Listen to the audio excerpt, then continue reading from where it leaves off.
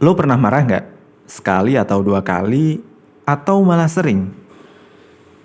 Nah, pengemasan dari marah itu beda-beda. Mungkin ada yang sampai meledak-ledak, atau ada yang mungkin memilih diam. Tapi tenang, gue punya solusi untuk mengatasi amarah tersebut, yaitu dengan introspeksi. Nah, pada video kali ini gue akan mengulas seperti apa itu introspeksi.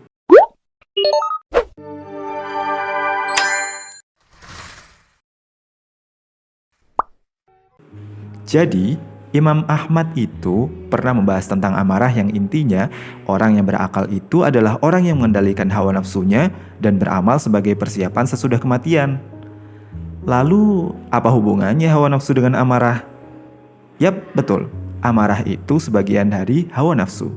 Sedangkan orang yang lemah itu adalah orang yang mengikuti hawa nafsunya lalu berangan-angan kepada Allah bahwa dia akan mengampuninya. Nah lo, termasuk yang mana nih? Eits, jangan jawab dulu. Kita perdalam lagi tentang introspeksi.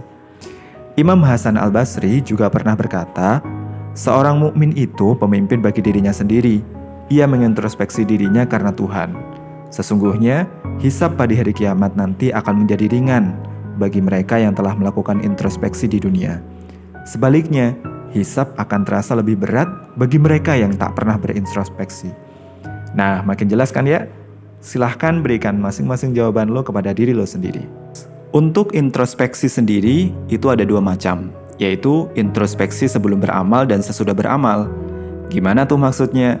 Jadi maksudnya, introspeksi sebelum beramal itu merenungi dulu di saat pertama munculnya keinginan untuk melakukan sesuatu. Tidak bersegera kepadanya sampai benar-benar jelas baginya bahwa melakukannya lebih baik daripada meninggalkannya. Jika tidak ada kemampuan untuk melakukan, maka hendaknya mundur. Tetapi, jika ia mampu, hendaknya ia berpikir apakah melakukannya lebih baik daripada meninggalkannya. Tidak sampai di situ. Jika kemungkinan kedua yang muncul, maka ditambah pertanyaan lagi, apakah faktor pendorongnya adalah untuk mendapatkan keridhaan Allah, ataukah untuk mendapatkan kehormatan, pujian, atau harta benda?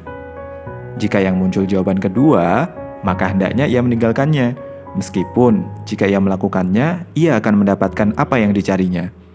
Ini sebagai pelatihan bagi diri agar tidak terbiasa dengan kesyirikan dan supaya takut beramal untuk selain Allah. Udah lumayan kan brainstormingnya? Tapi masih kurang kayaknya. Yap, yang terakhir yakni introspeksi sesudah beramal. Untuk introspeksi sesudah beramal tuh dibagi 3. Yang pertama, introspeksi diri atas berbagai kelalaian ketaatan atas hak Allah. Gue dan lo semua mungkin telah melaksanakan perintahnya, tapi mungkin kita ngerjainnya secara serampangan.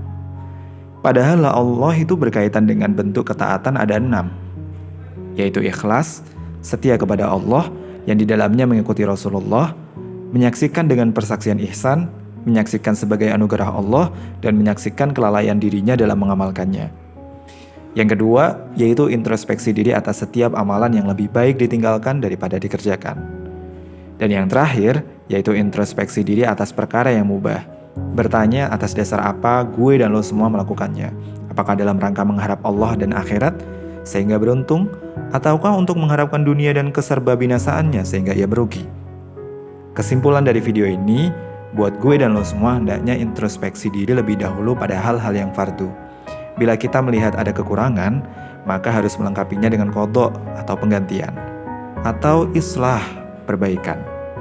Kemudian, terhadap hal-hal yang diharamkan, jika gue dan lo semua pernah melakukannya, segera bertaubat, beristighfar, dan mengamalkan perbuatan-perbuatan baik yang dapat menghapus dosa.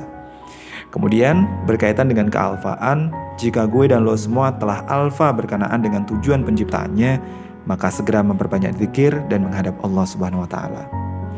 Kayaknya cukup gini aja ya untuk penjelasan gue. Tetap jangan lupa taruh di kolom komen kalau lu semua ada unek-unek setelah lihat video ini.